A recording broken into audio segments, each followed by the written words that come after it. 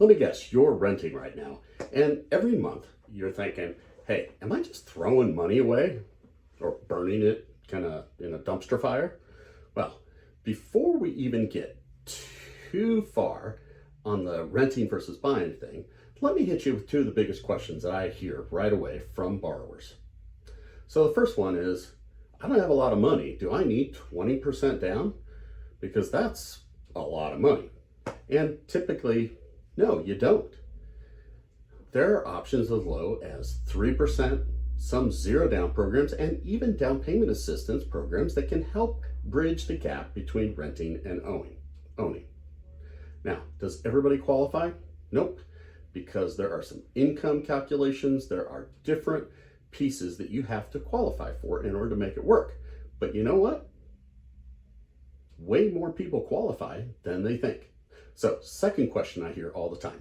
Hey, my credit's not perfect. Can I still buy? Short answer, maybe, yes, with a little bit of tweaking.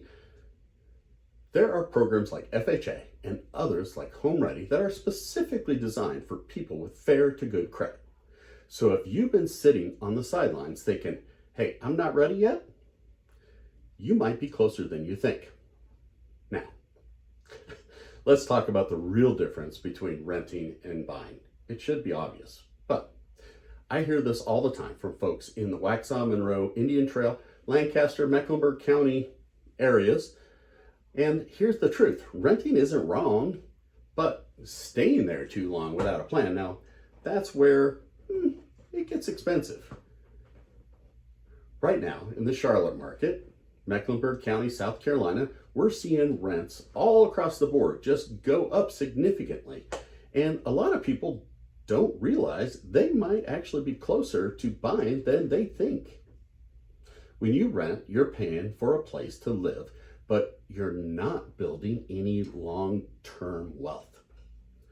When you buy, even if it's not your forever home, you're starting to build equity over time. I like to explain it like this. Renting is like paying for a gym membership. Buying is like owning the gym.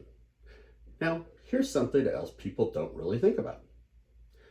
Rent can change every year, where if you buy a house, that loan is a fixed mortgage, so your principal and interest payment stays more predictable.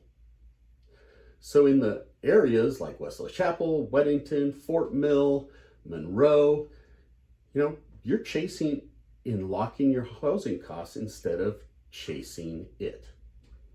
And then there's control. So when you rent, you're living on someone else's terms, right?